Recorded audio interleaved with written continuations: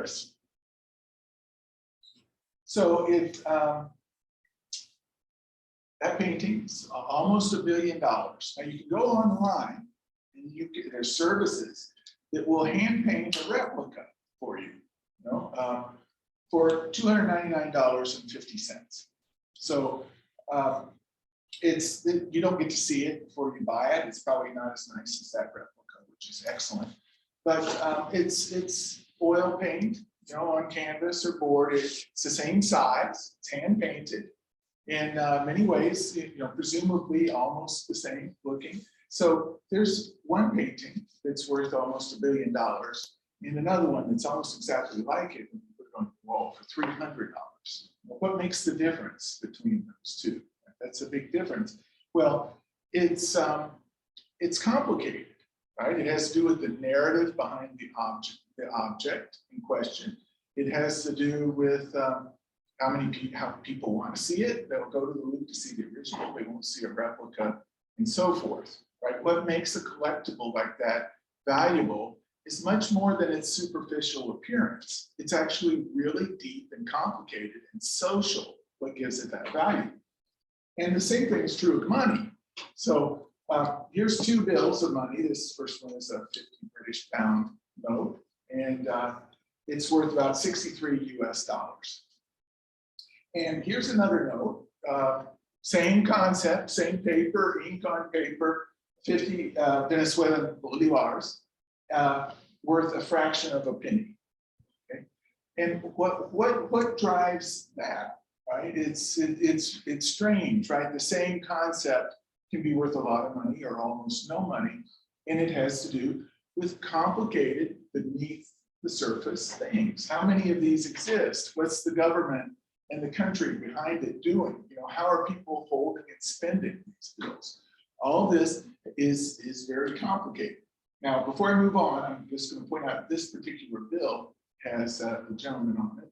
His name is Alan Turing, and he's the father of computer science. So he's kind of extra important to us. And he cracked cryptography, Nazi cryptography in World War II. And he also did a lot of breakthroughs in computer science. And his name is going to come up again in this talk. That's why I picked this bill. This bill I picked because I actually have one. And you know where I got it? I picked it out of the trash in Miami last year. It was in a big green bin. There were a whole bunch of them, like leaves inside. And it was near a cryptocurrency conference. I think somebody had been using them to make a point about how you can't trust government money. And in light of this complication, I think that's a valuable lesson. So now let's go to digital collectibles. We're going to find strange things in the digital collectible world that's not unique to digital, right? Because we just saw it also happens in the real world. So let's start with art. So there's a lot of free art. Now, art's represented as NFTs. I'm going to cover that in the next slide. But there's a lot of free art out there. You go on social media and take a few steps, and somebody will give it to you. Give you lots of free art in promotions. Contrasting with that is the merge. This is an NFT that sold for $91.8 million. It set a record, set multiple records. It's the most expensive NFT. It's the most paid for art created by a living artist, all kinds of records. It's created, by the way, by an artist by the name of Pak. The pseudonym is Pak. He's not really known. He's anonymous. Makes this. And it's purchased, the way it was purchased, it took full advantage of the complication of NFTs and online art, and you buy like mass units that can be combined to make art. It's a complicated thing. But you have this 91 people together, paid $91.8 million for that artwork. And the same is true with digital money. Now, Bitcoin is the first cryptocurrency, right? It's the famous one 13 years ago by an anonymous creator, Satoshi Nakamoto. If you want to buy Bitcoin, you pay $30,000 roughly, fluctuates every day. Well, there's a cryptocurrency out there called Bitcoin Candy. And Bitcoin Candy actually uses the same software as Bitcoin. Bitcoin was forked into Bitcoin Cash, and then somebody used Bitcoin Cash to make Bitcoin Candy. Same code base, but it's a fraction of a penny. Nobody wants it.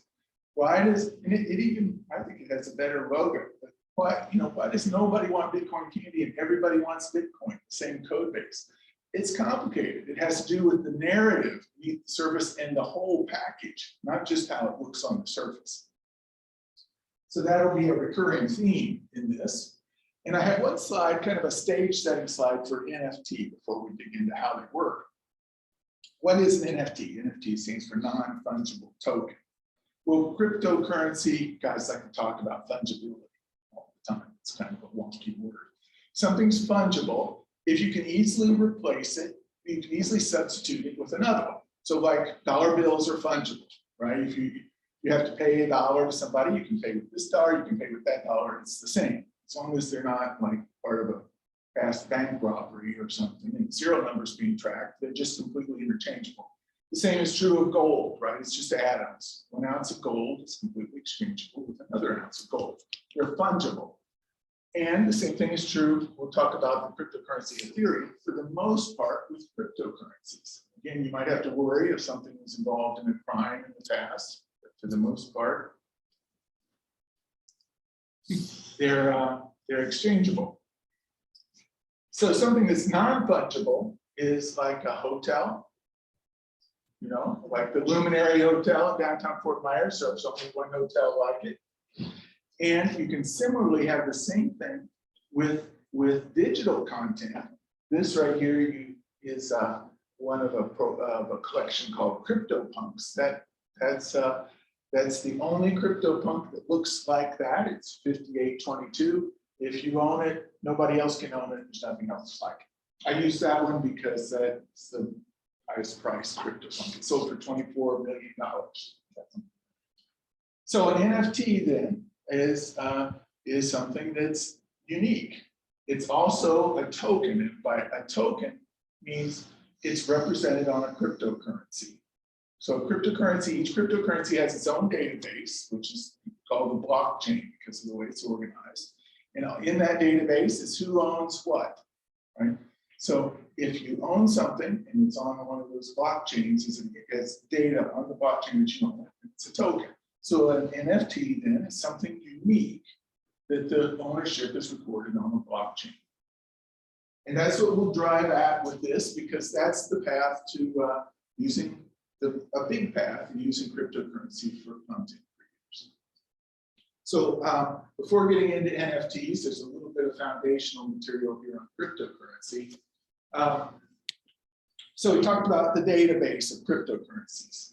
All of them have a database. It's organized as a blockchain. And there's a couple of reasons for the blockchain that with mining and things we don't need to go into. You just need to know that that's how the database is organized. It's one block after another. It just goes on and continues forever into the future. And each block is made by bundling up smaller units of data called transactions. So that's when you download the Bitcoin blockchain or the Ethereum blockchain, you get all these blocks and you have software run through them to organize who owns what from the transactions in each block. And at the end, you've got a consistent picture of who owns what on Ethereum or Bitcoin or whatever.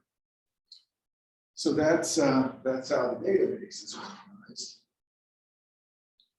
And then how you own something on this blockchain, how you own cryptocurrency is one of the coolest parts. There's many really innovative parts of cryptocurrency, and this is one of my favorites, is how ownership is redefined with cryptocurrency.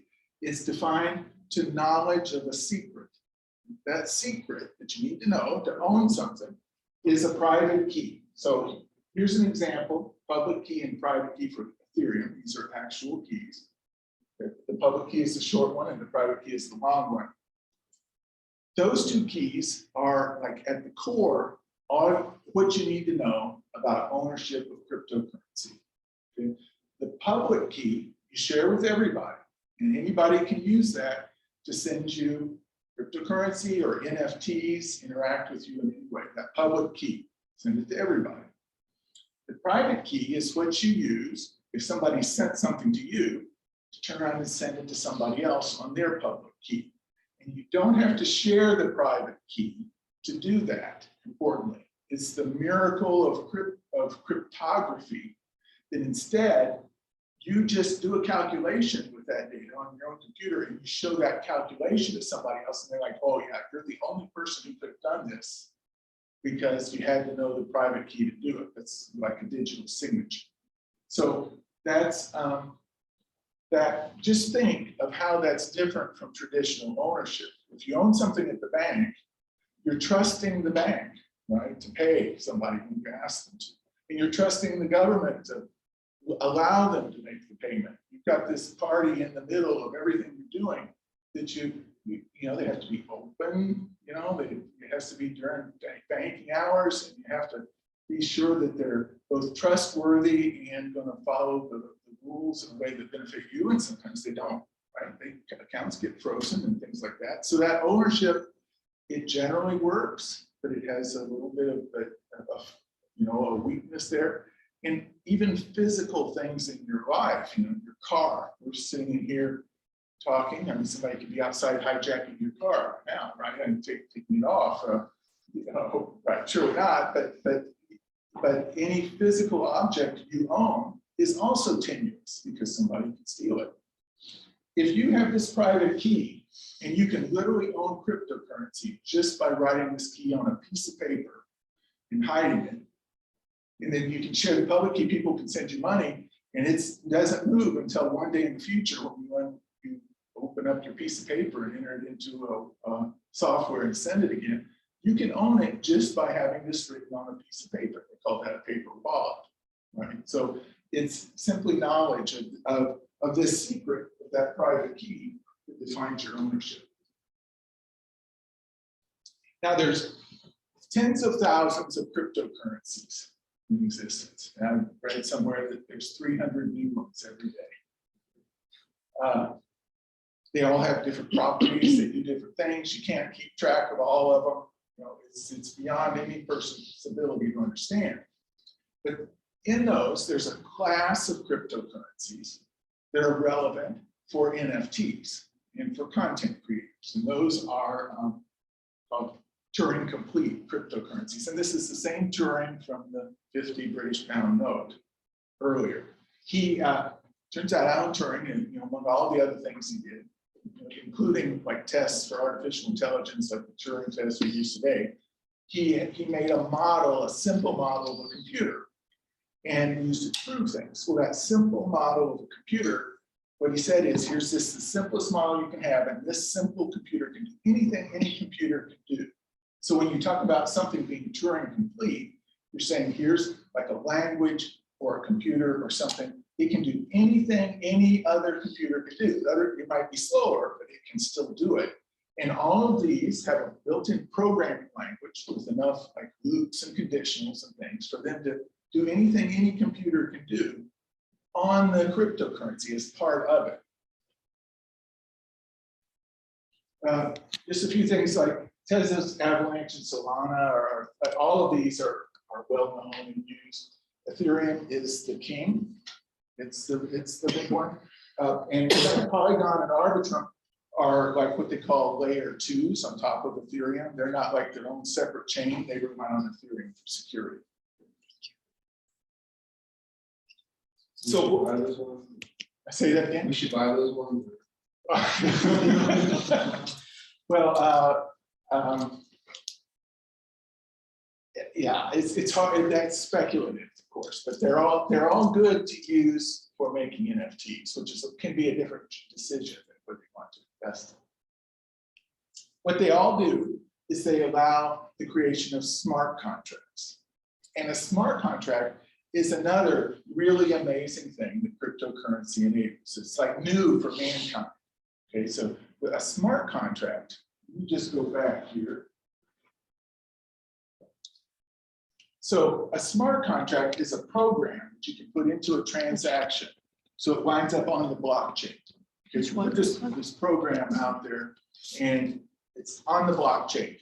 Now, the blockchain, as you race on forward, the past is immutable, it never changes. So that software gets locked into the blockchain, and it's on all the nodes. Everybody's computer has it. And if like code comes down in a future blockchain block and wants to call back on that program, it does. And all the computers running Ethereum are going to execute that code. Not just one, they're all going to execute it.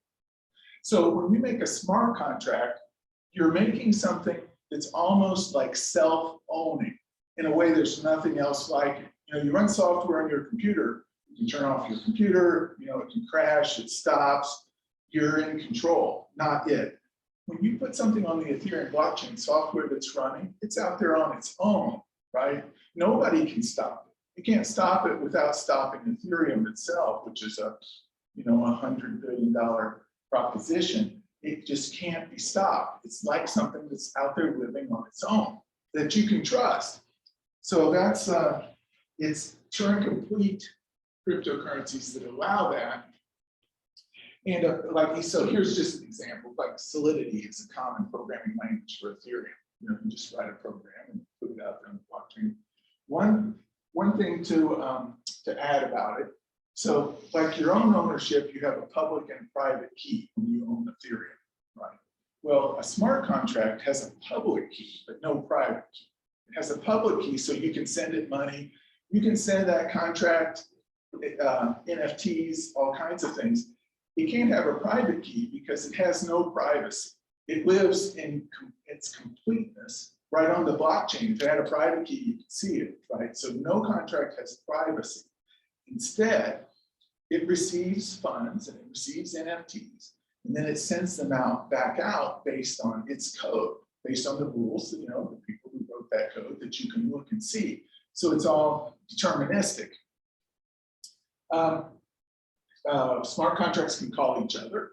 So, you know, get multiple ones out there and they can all be calling around. In fact, one smart contract can even create another smart contract. There's two important classes of smart contracts that we'll talk about. There are standards because they have a standard interface. You know, certain functions, you include these functions and it meets these interfaces. The first is ERC20. And ERC20 is a standard for making fungible tokens, the kind that you don't care what you have, you just care how many you have, right? Because they're exchangeable. And a lot of cryptocurrencies are just ERC20 tokens. You can make them this way, you can trade them, you can do all kinds of things. The other standard you can write to is something called ERC721, and that's a standard for NFTs. You don't care how many you have, you just care which ones you have, which index you have. And if you write a contract that meets these standards and put it out there, then all kinds of software can automatically plug into it. Wallets and analysis software, and you get all that for free. And one thing, I have a whole slide on this, but whenever you call a contract, the nature of these Turing complete cryptocurrencies is if you call a program, you have to pay for it. You have to pay gas. Gas is a price. I mean, it costs so much gas for every unit of computation. Everything you have to do costs gas, and the gas price is set based on the congestion of the network.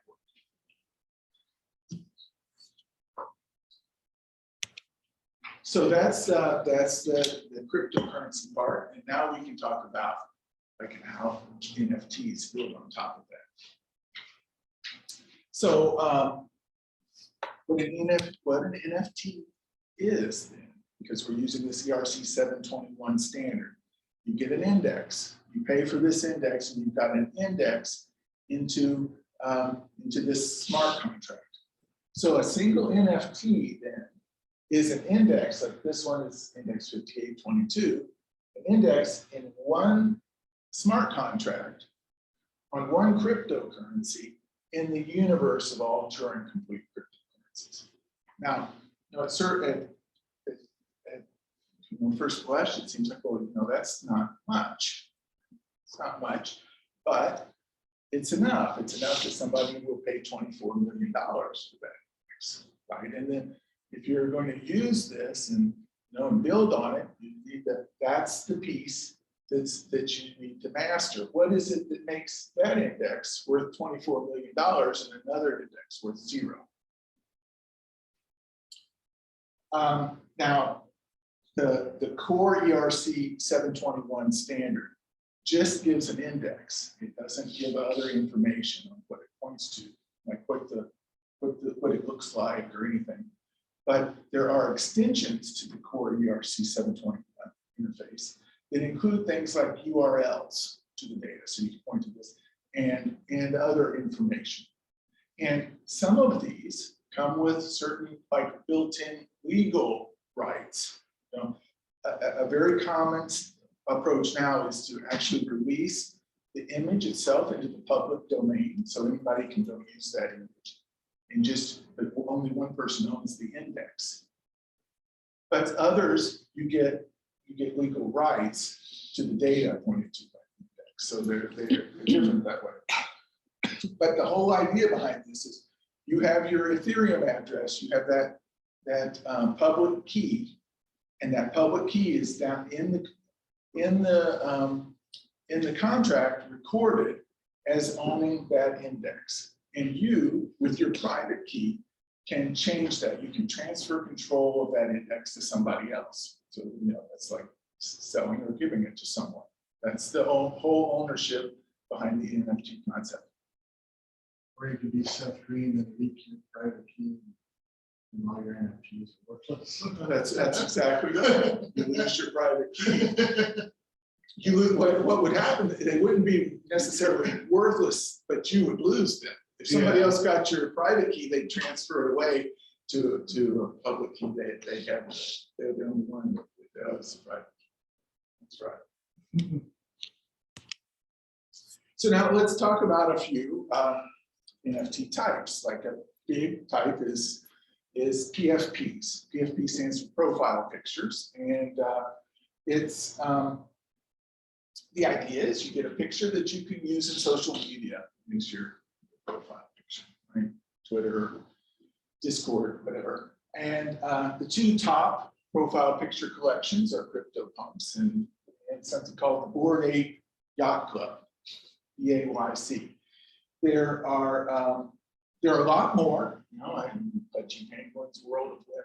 It goes on and on. Many of these, they tend to usually have 10,000 in the collection, and they're built kind of algorithmically by combining features. Like you can see, like here's 2 with a pipe, right? Here's 3 with an earring. Same way with the Bored Ape Yacht Club. You put together the various pieces to build up to 10,000 profile pictures. That's how these work. Sometimes people make more than 10,000 and people complain there's too many. Sometimes they try to make fewer to up demand, but for the most part, they have 20,000. So, you know, if you had an idea for something like this, it's a crowded space, but if you had a breakthrough, you really hit it out of the park. A little bit more accessible might be art. You know, so art sells as NFTs. When you have an artwork, you have something digital, you do something called minting it as an NFT. You have to pick a contract because remember you're selling an index into one contract on one cryptocurrency. Right? So you have to pick all of those and then you can mint it.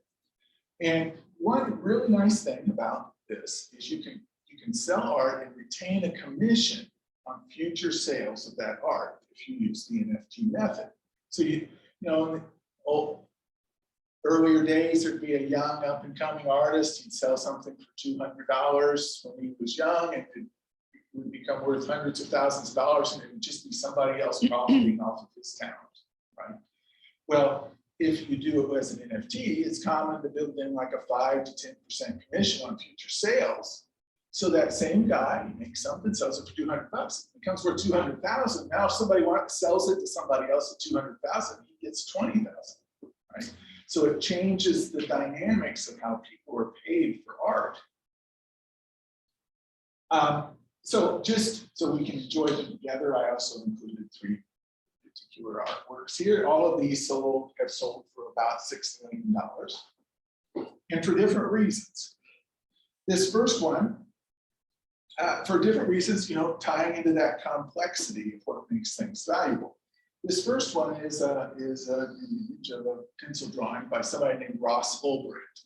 And Ross Ulbricht is famous for making the first popular online marketplace that used cryptocurrency. It was called Silk Road. He was a young guy in his 20s, and he coded this up. It was a place where you could buy and sell things with cryptocurrency. Well, you can imagine people used it for illegal things, right? They bought and sold drugs on it, and they tracked Ross down.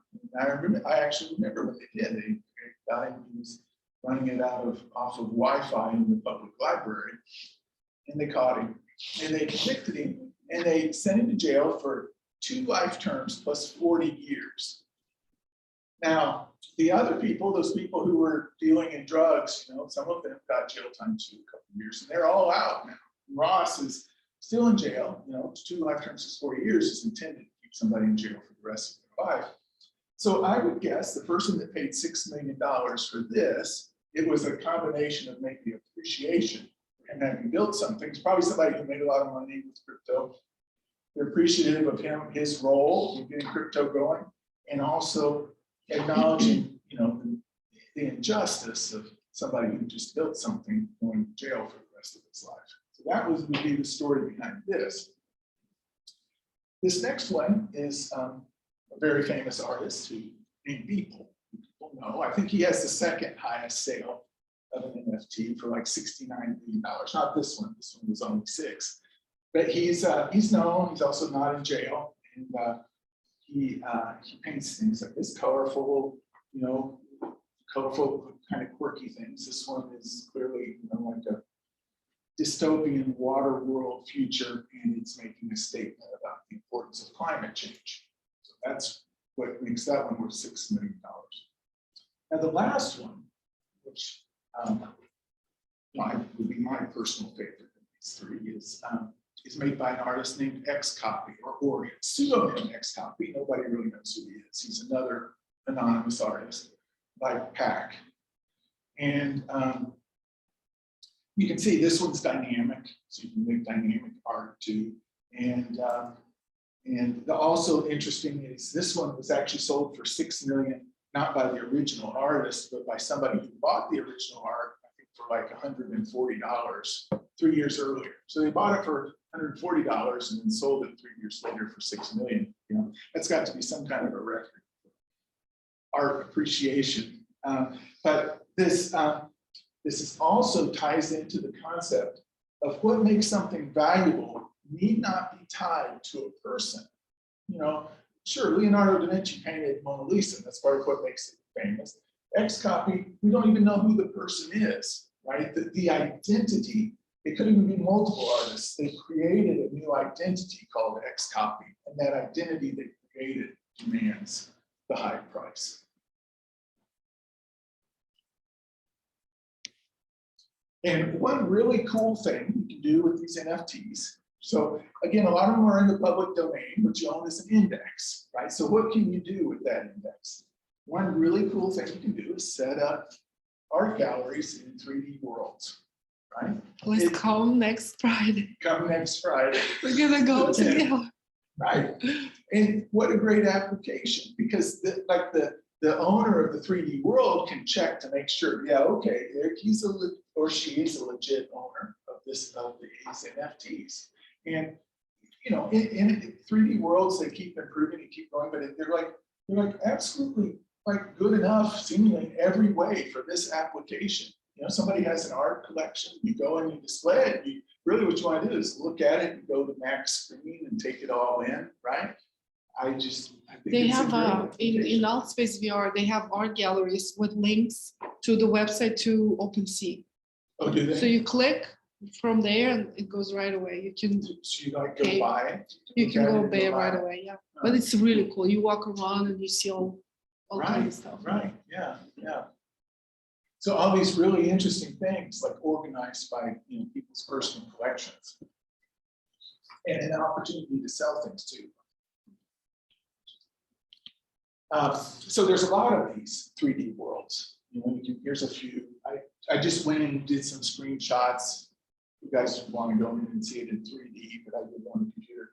Decentraland, crypto voxels. I made sure to capture, you can see here somebody displaying his NFT collection that you can see from the street. You know, but there's others, the Sandbox and so forth. These you can go in, you can buy land. There's places where you can go and see like the layout of these 3D worlds and buy lots for like it's a few $1,000s. You know, big buildings, objects in these worlds. They're like NFT driven in how you own things in these 3D worlds.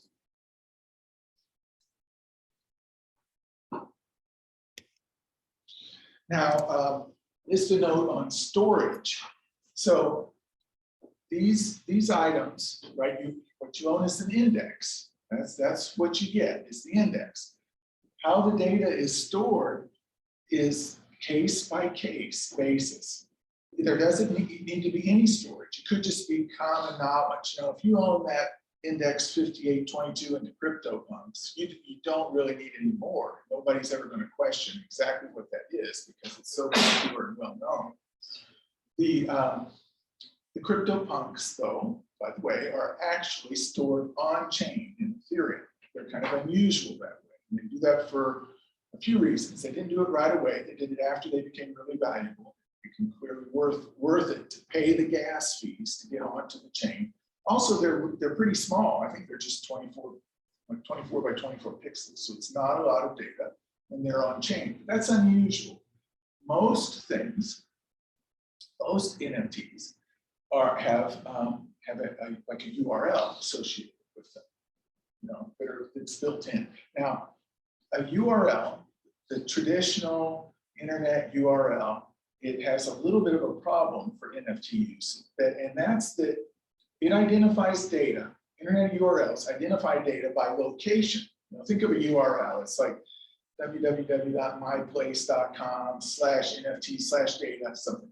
I mean, that whole thing is just like an address. It's a point of view. You know, your domain name points to an IP address on a server somewhere, and then the NFT/data is like the directory on that server, right? That's the model.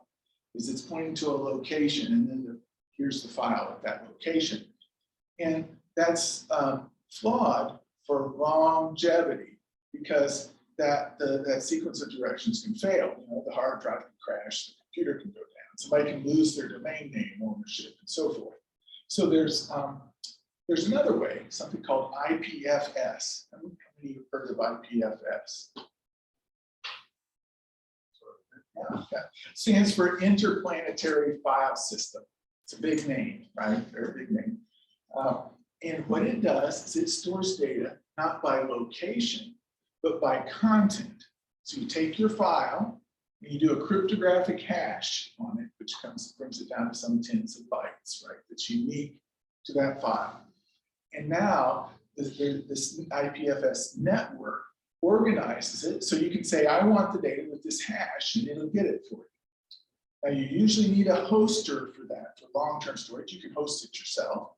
You can pay somebody to host it. There's cryptocurrencies, Arweave and Filecoin, like their main thing is storing data, and they can store it for IPFS. It's a way, IPFS is a good way to get these NFTs stored. Let's say they go down, like you lose it or something. Well, if you own the NFT, you can regenerate it and post it again because it's going to have the same hash, right? You know, you just repost it off of your own desktop. So if you're curious about this, you can download software and the IPFS software running on your desktop and host some things and let other people download them by their hash.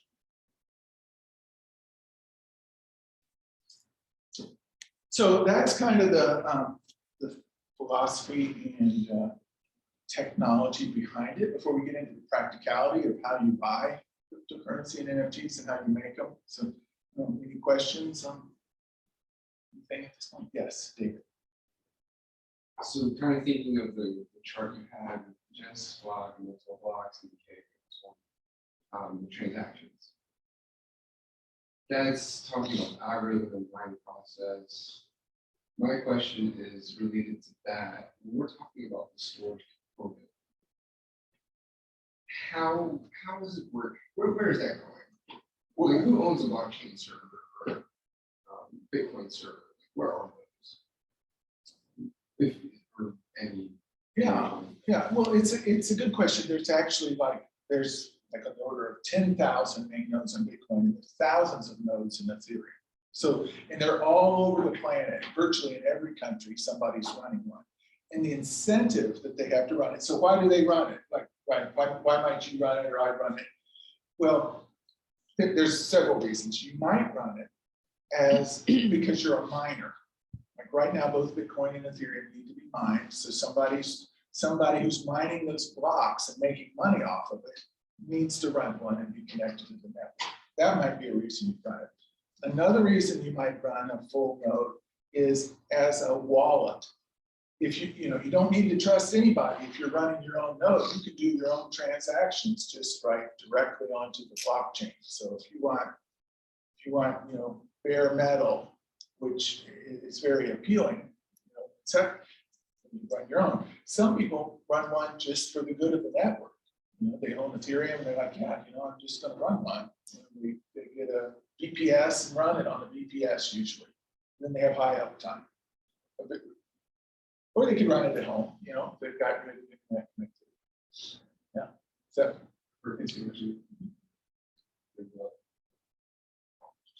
any other questions? Yeah, there's a cost to have a node. There is. Yeah. Yeah. You can't just say, I'm gonna build a node and then start on the server. That's right. Download software. That's right. So if you're running it at home, you need to buy a computer.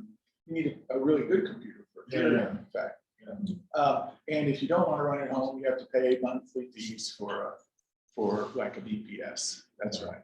So yeah, on top of that, like if you want to be a node for Bitcoin, for instance, right? There's a cost to being a node. you mean a cost beyond the computer and Yeah. yeah, I don't.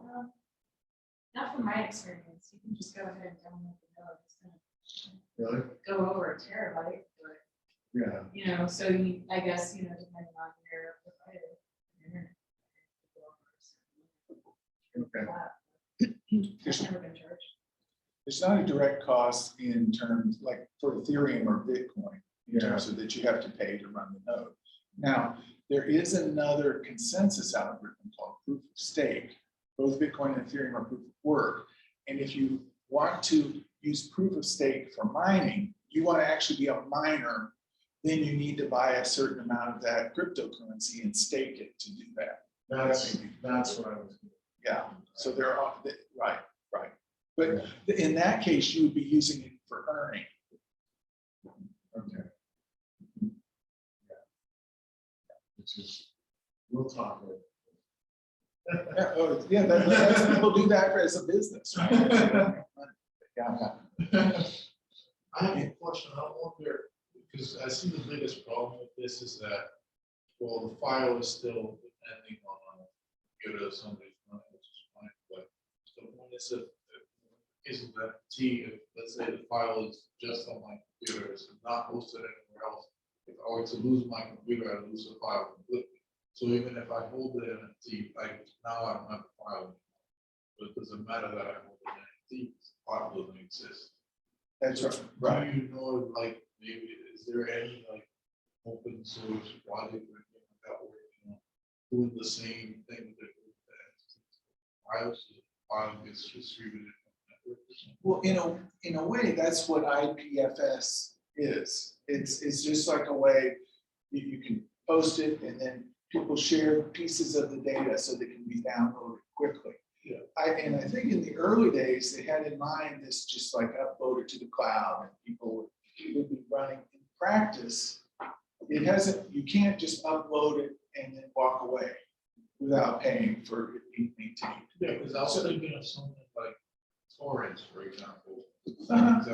Right, that's a good model too, right, that's a very good model and similar in some ways to what IPFS is. But the beauty of IPFS is it's identified by its content. So you can host it in multiple places. You can host it. You can also, there's a bunch of paid services. You can just pay them monthly to host it. or you could use one of those cryptocurrency methods. But there is a certain beauty to the fact that you own the NFT, you have a copy of the data, and it's up to you to keep backups and make sure that you can always get it back up. Right? Instead of it being somebody else's responsibility, you don't have to trust anybody but yourself in that scenario. Now, again, the CryptoPunks are on the blockchain, so they'll never be lost. And also a lot of these, like those PFP collections, you'll see the data. It'll be posted like on GitHub with the project. So it's not like those famous ones are ever going to be completely lost. Somebody's going to have a copy. It would be a more obscure one that you would use. Yeah, I'm thinking, well, maybe a way that you could have the file rather than just have a key for your file that anybody can copy. That's why I was like wondering about that. Why? Because we are in the direction of getting a key for a file, but not Yes. necessarily getting a unique file. Right. So this file can still be Right. Right. yeah, that's why I was like wondering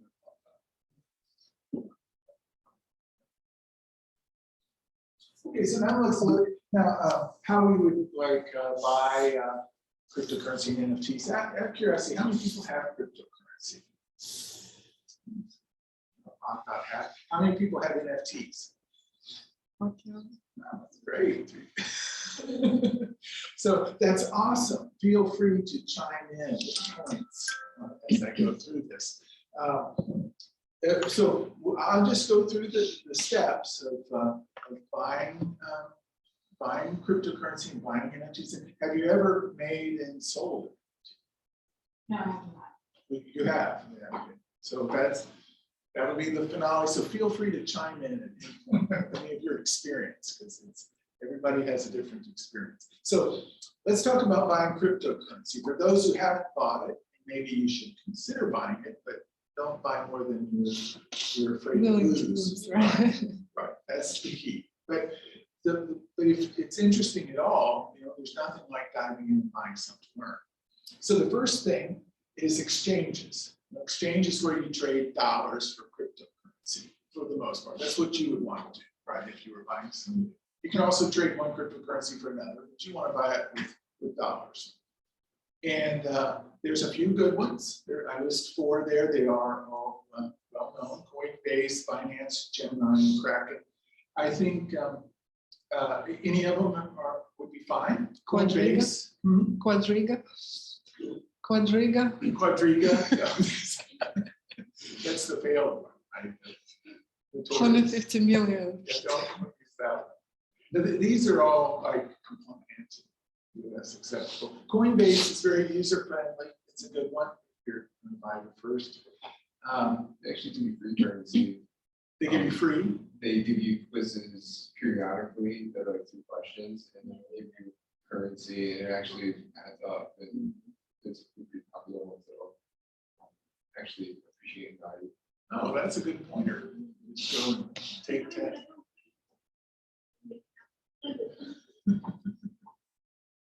So Coinbase has these features also. User friendly. Binance is a little more complicated, but nice. I like Binance a lot. Kraken is good. It has some of the edgier coins that you might you use Kraken. Yeah, Kraken's great.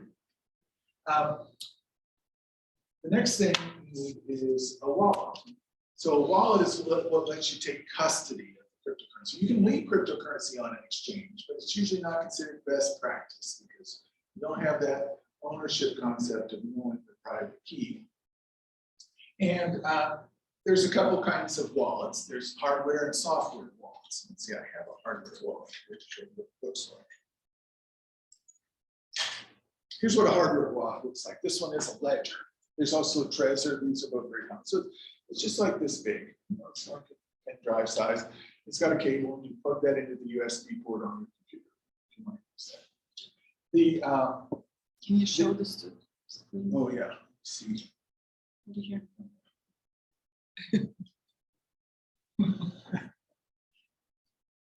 So here are the pluses and minuses of these two. A software wallet you just download onto your computer or your your iPhone. It's really easy. So the plus is it's really easy, right? And it's free.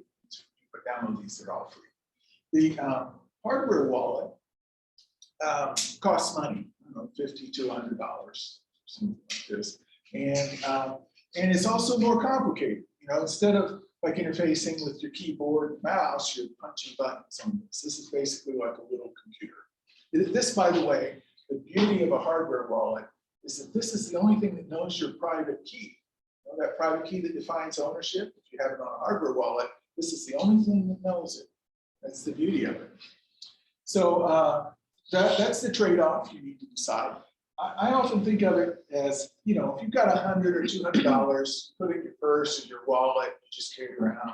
You don't worry about it. You know, you might lose it, you might get stolen, but if it does, it's not like a life crisis you can't recover from, right? You just carry it around. And then you connect it and then you have your own password or? With this, Yeah. well, you set up like a simple password that you log into this device itself. Yeah. And once you're logged into this device with your simple password, it's designed so that if you fail 3 times, it forgets everything. Mhm. So that's your safety. Great. So you have a simple password, you have to get it right.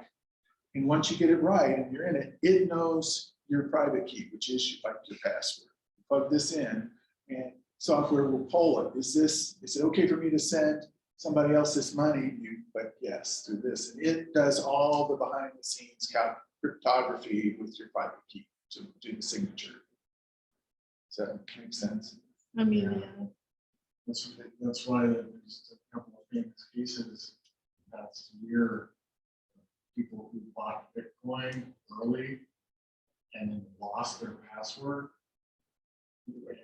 And the one guy was like doing a lottery to can I guess my password within the next 30 days before it expired. It was worth a lot of money. You paid like $3,000 for it. Yeah. So what happens like if it gets lost? Like this is talking about this guy that made it to the news lost. Right. And he lacked out in terms of lost everything. That's all that money that once it's lost, what happens with it? So stays in there or can it go back and like that big money? It sits out there on an account, so you could still go and look at it with your public key and say, okay, this is my public key. You know, look, I got 3 Ethereum on this public key, but you don't know the private key now, so you can never send it to anybody. It's just stuck there with an inability to send it. I have a question. Yeah. Second, yes. How many private keys can you store on one wallet? How many private keys? Well, that's an excellent question. There's something called a hierarchical determinant, HD process, hierarchical determinant, something that lets you create multiple private keys from one private key. And so you can make multiple ones and use multiple ones from your hardware wallet. And which is something you actually is a best practice you want to do, because you don't want to be giving everybody the same wallet. They know now person A knows that it's you the same as person B. You'd like to change it up a little bit each time so that people can correlate that they're all tied to you. So you can get multiple private keys, and it's all kind of intuitive and nice. Let's see. Online, I was looking, and if you use your password, you can recover it. It's not easy. You have to take the device apart and pull the RAM out of it, and then run some hardware and software on the RAM that runs through it forces every possible password until it finds it.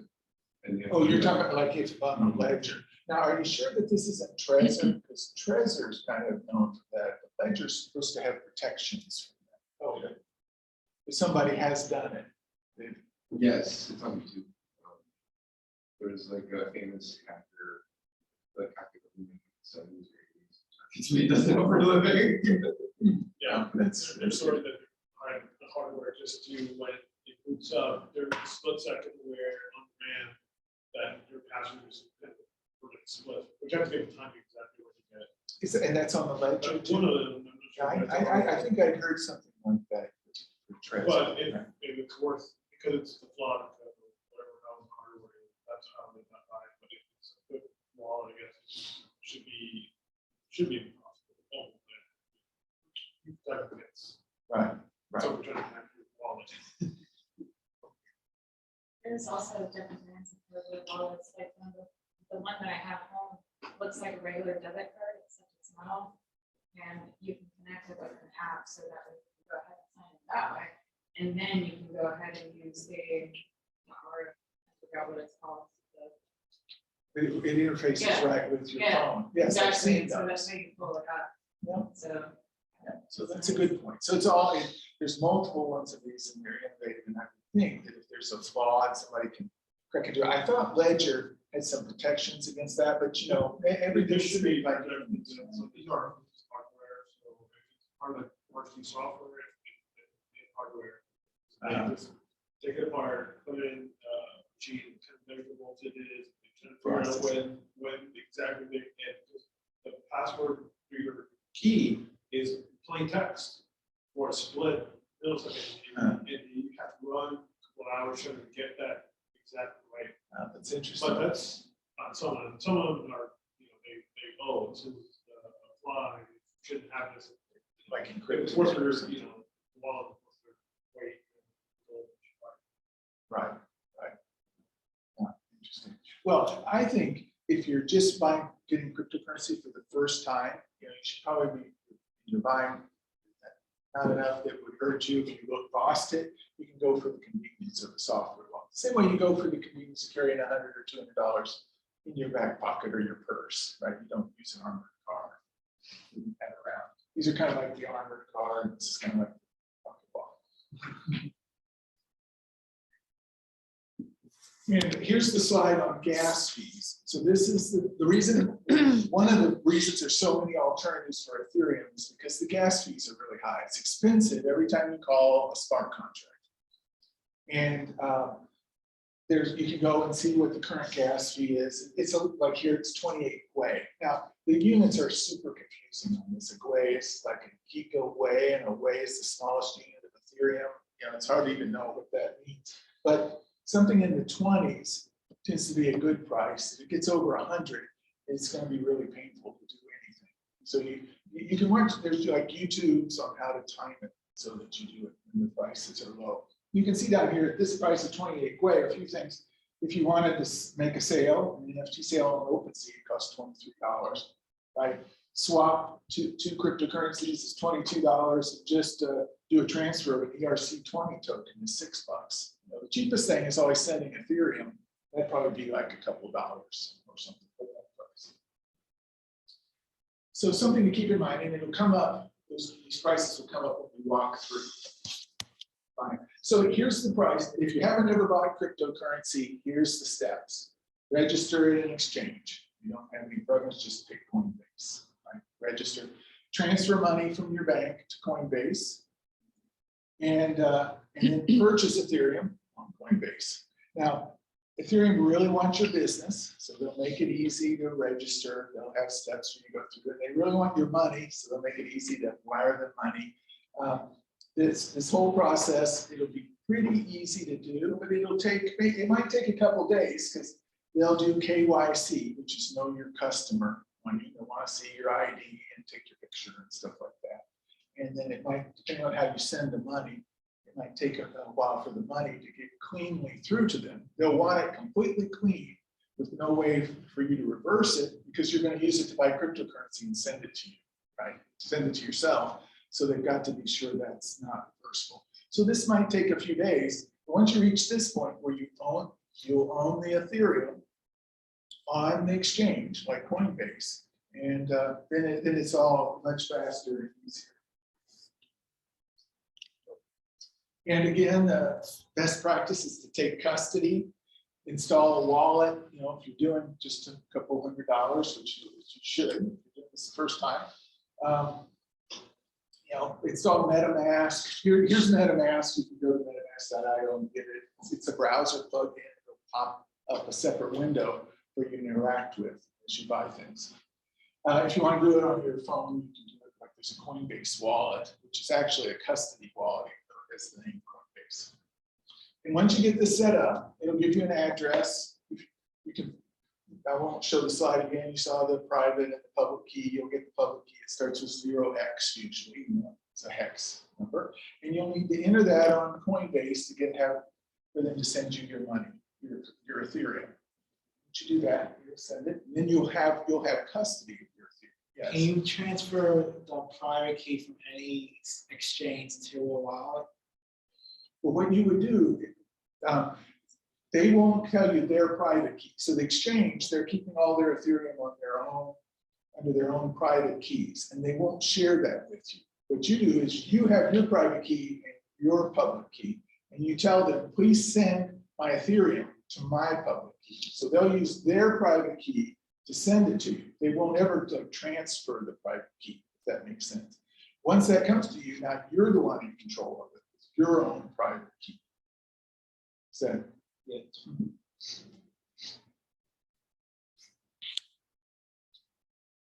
so now once you have custody of your Ethereum, you're ready to buy NFTs. And there's multiple marketplaces out there that are nice. OpenSea is one of the most famous. I think the biggest. It's been around a while, founded in 2017. It's really cool because it actually uses a smart contract behind the scenes. The OpenSea itself is just like a front to the smart contract. The bidding and everything is just through smart contracts. It's really cool that way. You know, it's just like a force of nature that the bid goes through the way it's supposed to. You can do buy now, or you can do English or Dutch auctions. English is a traditional auction. Does everybody know what a Dutch? So an English auction is everybody starts bidding, and then the last guy, they bid higher and higher, and the last guy to bid gets it. With a Dutch auction, said you start at a really high price, and then you bring it down a little bit with time. Bang, bang, bang. The first person to make a bid at the current price gets it. So it's a little bit of, they do both. They take a 2.5% cut of sales, which seems reasonable for what they do. They do work with multiple blockchains, so not just Ethereum, but also like Polygon and Solana, and desktop or mobile. What about gas money? They do charge gas money to start working, right? Well, anything that you do that involves the smart contract, you have to pay. OpenSea doesn't get that. That goes right into paying for the smart contract execution. But that's right. As soon as you want to do something like on chain, you have to pay. So I'll go through an example, and we'll see those payments. So if you find something, you can go there. You can go there right now, and you can poke around. Again, it's not KYC, so you log in with your Ethereum address. You don't have to tell them the name, and you can hunt around and find something that you'd like to bid on. Right. So here's just an example. So I just picked a random profile picture that kind of has a cool design. And I say, okay, this is a bid. There's the minimum price. You have to pay more than the minimum. So I say, okay, let's try to make a bid on this. Now, one complication with OpenSea is you don't bid directly with Ethereum, using Ether itself. Ether is the protocol token on the Ethereum network. Instead, you need to use an ERC token called WETH. It stands for Wrapped Ethereum. ETH is a symbol for Ethereum, so Wrapped Ethereum. It's just one Ethereum is worth one WETH, so you don't need to get too confused. They're just exactly the same value. You can go back and forth as long as you're ready to pay gas fees at will. The reason they want you to use WETH is because it's inside a smart contract that has extra features that they use in this bidding contract behind the scenes. They need those extra features. So you have to convert to that. That contract behind the scenes that does the bidding is called the Wyvern protocol, and it needs WETH. So once you decide you're going to bid, the first thing you need to do is pick your bid price. I just went up just a little bit over the minimum, and it's going to be in WETH. So first thing I'm going to have to do is convert to WETH. It says, do you want to wrap your Ethereum to make the bid? Because I only have Ethereum. I say yes, and then I approve. And And I have to pay gas fees of $13.62, painful, just to get the web. Okay, so that's, and then you have to say, okay, so now I've got the WEF, I'm ready to make the bid. You have to go to the wallet to do the processing with the Wyvern protocol to make the bid. But it's prompting you on all this. I'm just doing screen captures, and it's all just a button. Big blue button, right? Confirm and sign. If you trust them, you just roll right on through. Now, I would point out that interacting with the contract here is costing more gas. It's a double charge.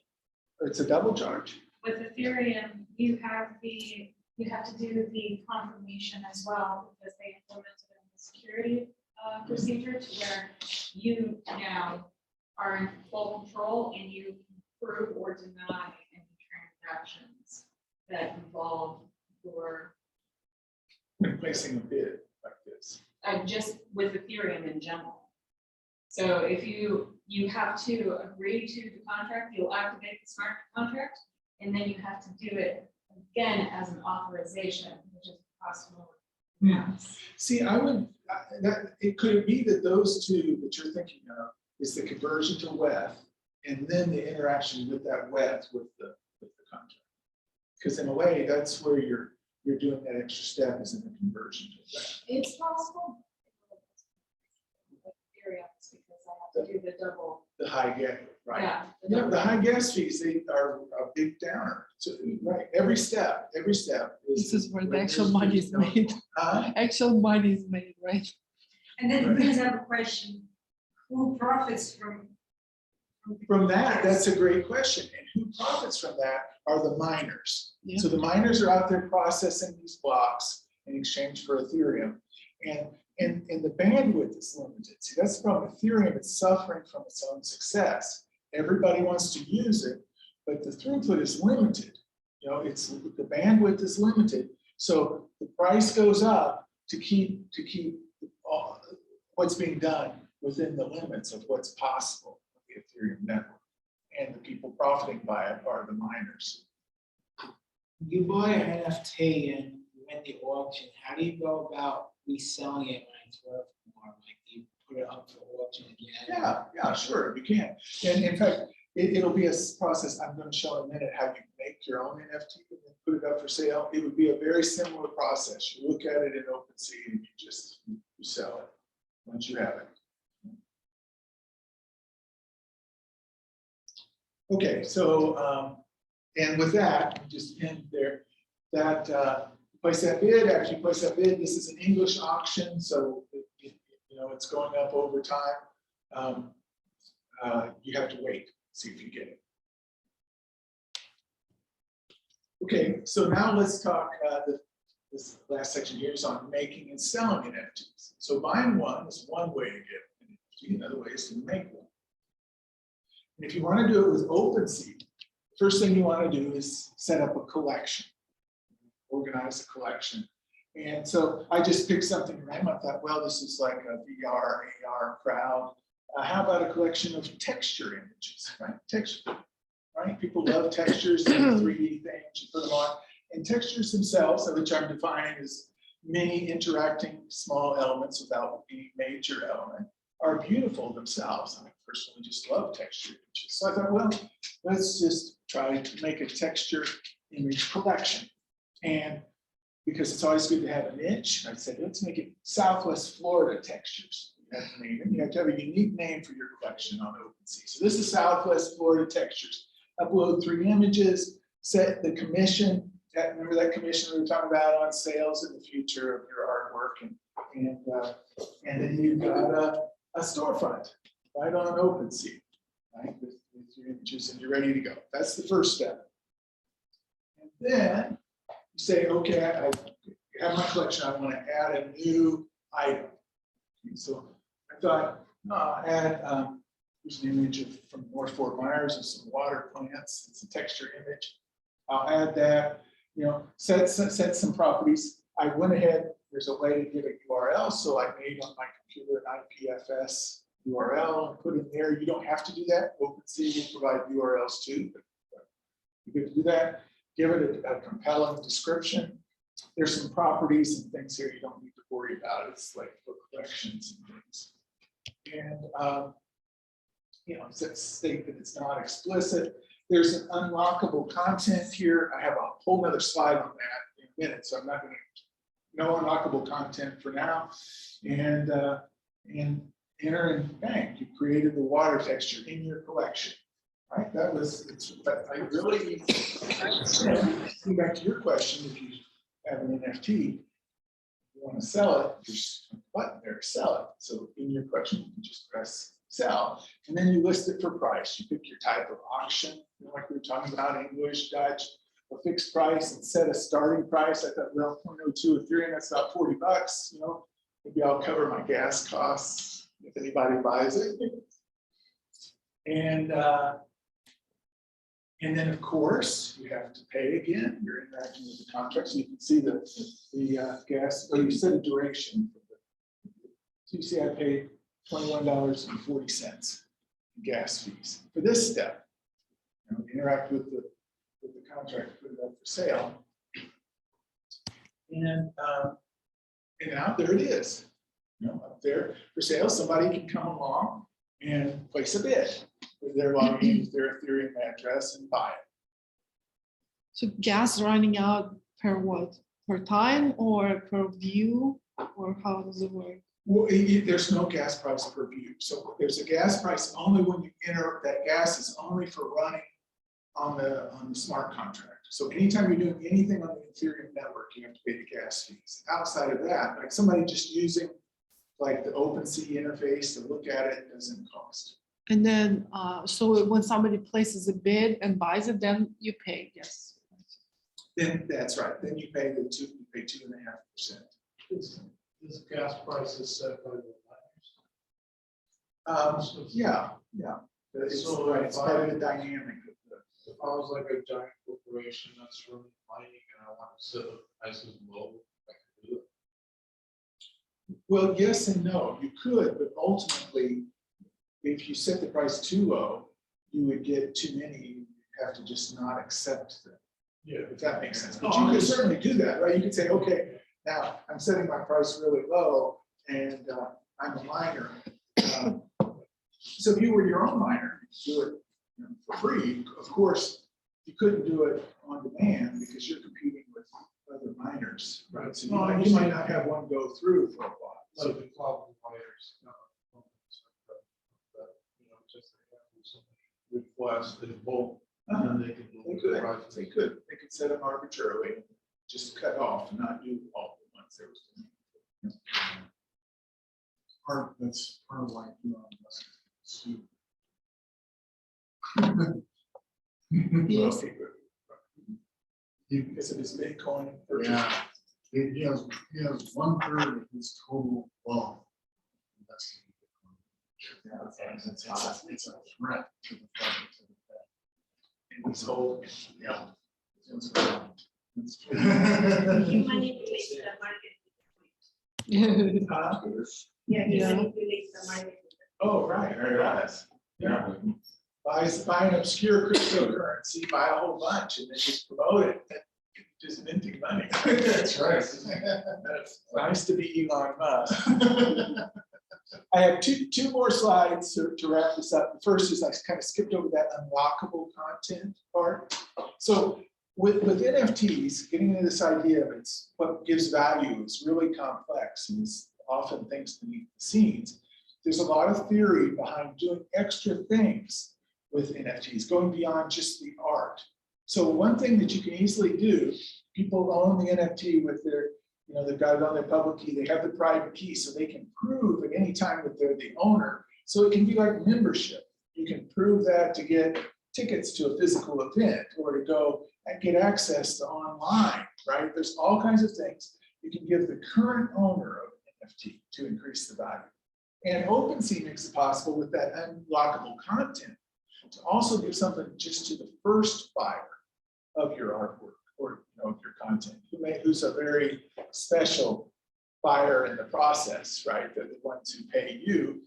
you could, you can have a URL in there to like get a certificate of authenticity or a contact point to meet you and have coffee or something, if you're a celebrity, that could be part of the value, and all kinds of things like that, coupon codes.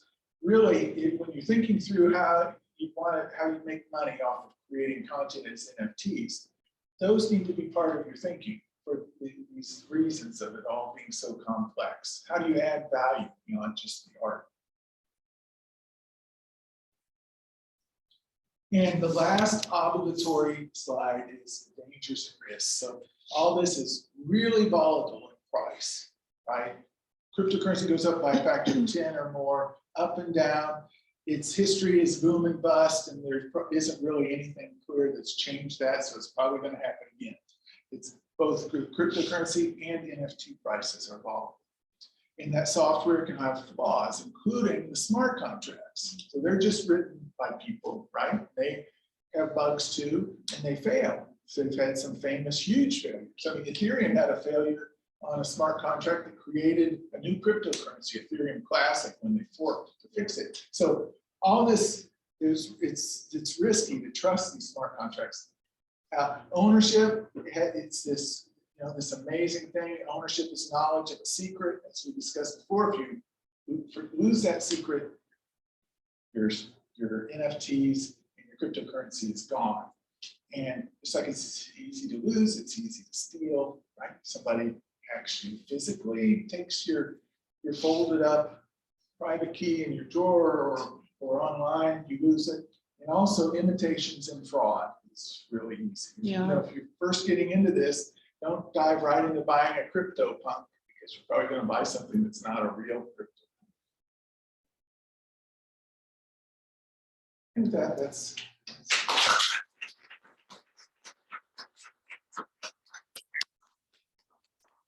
I have a question though. I mean, crypto in general is really, it's an idea. Group of people agree that this stuff is worth something, right? Federal bank is an idea. It's not based on anything. It's people that agree that it's a thing that's worth something, right? Right. So that being said, is there any way to base crypto on something physical and tangible? Well, there is. There's like take gold. Yes. There's a well-known ERC20 token. It's called PAX-G. And one PAX-G, you can trade like in London for 1 ounce of gold.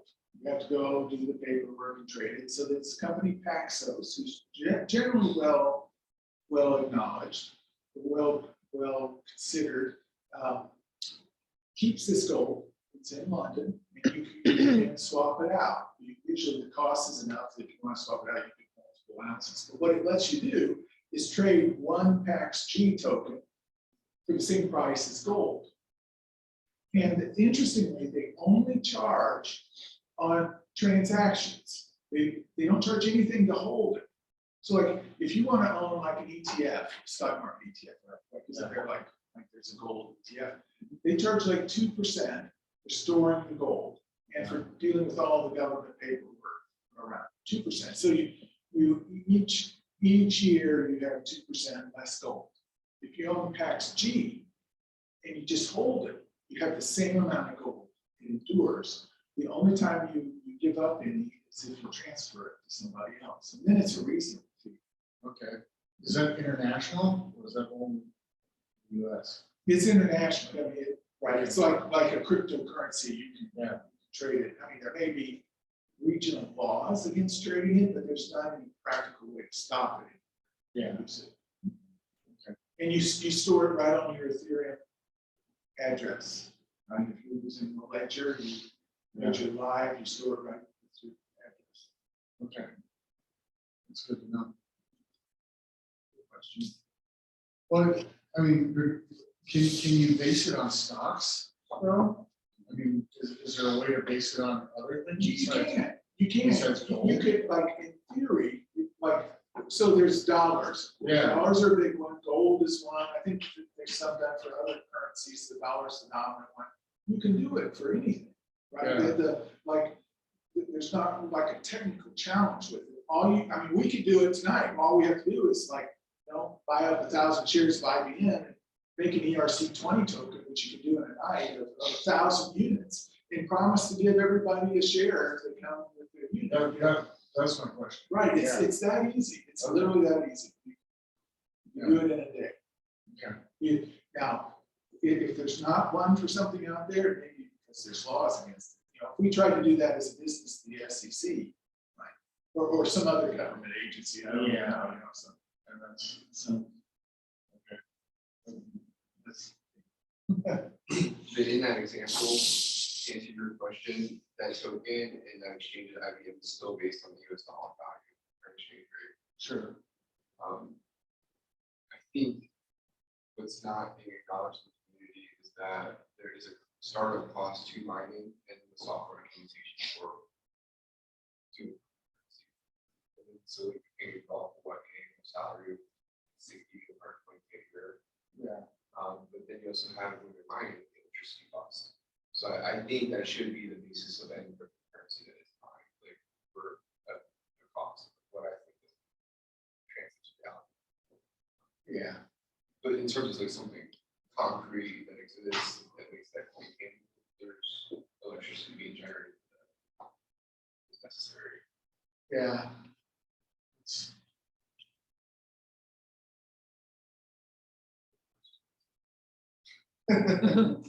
Well, I just not really a question, but I was watching a professor from Stanford.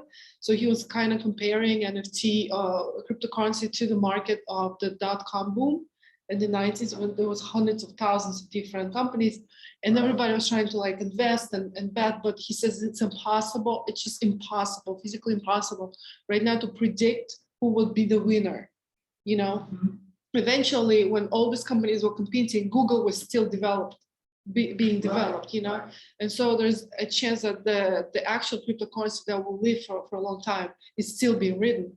So, I mean, it's 80,000 cryptocurrencies, Right. like it's impossible to invest. So what would you though recommend? I mean, For investing. to like that- picking or like how, Well, I will say this, I mean, it's hard, anytime you're dealing with the market, right?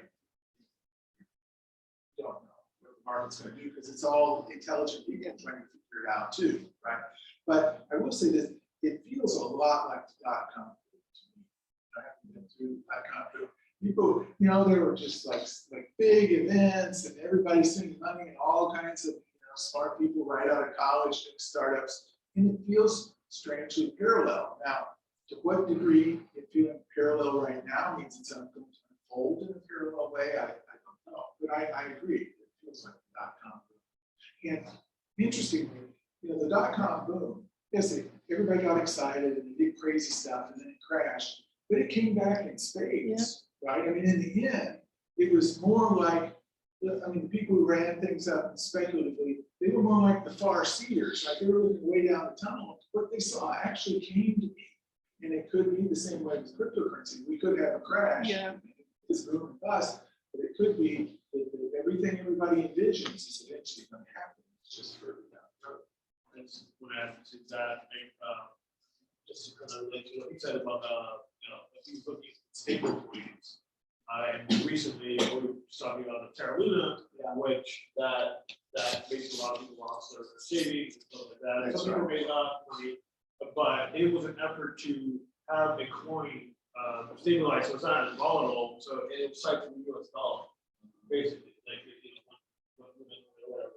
And it was supposed to balance it out, and obviously, like a lot of people, there's still studying what happened. Like I think a lot of big corporations or whatever just pulled out all at once, and then people started like panicking and trying to sell their stuff, and that's kind of, you can just look it up, like anything is volatile, like crypto, like you your diligence. Yeah. Well, I mean, it's just like the stock market. You want to distribute your workload. Diversify. You want to diversify. So, But also on the stable coin, so there's two different kinds of stable coins. One is like a spot stable coin where someone actually owns US treasuries and issues typically an ERC-20 token to track it, just like we were talking about doing with IBM. That's where somebody actually owns it and they're covering it with cryptocurrency. And that's generally seen as more robust than the alternative, which is what's called an algorithmic stable coin, which is what the UST, that's the US, Yeah, so Teradyne, right, and synthetic stable coins use an algorithm to try to maintain the price. In this case of Luna, what they did, there was Luna cryptocurrency that fluctuated, it wasn't a stable coin, and they created the stable coin UST by saying, instead of anybody who wants $1 for their token, come to us and we'll give you $1, they said, come to us and we'll give you $1's worth of Terra. Yeah. See, and that was the difference. It's not that they had treasuries and they could beat everything. They were promising to give $1 worth of Terra, which was fine as long as Terra was worth something. But once it started to spiral, which it did, then and Terra crashed to like 0. Now there's nothing. I mean, what does it mean to give $1 worth of something worth 0? That was the flaw. Was once that started to spiral, and once it started to go, it went quick, right? Because as soon as people saw the writing on the wall, everybody wanted to cash out. And that's why I talk about it, because I have investors who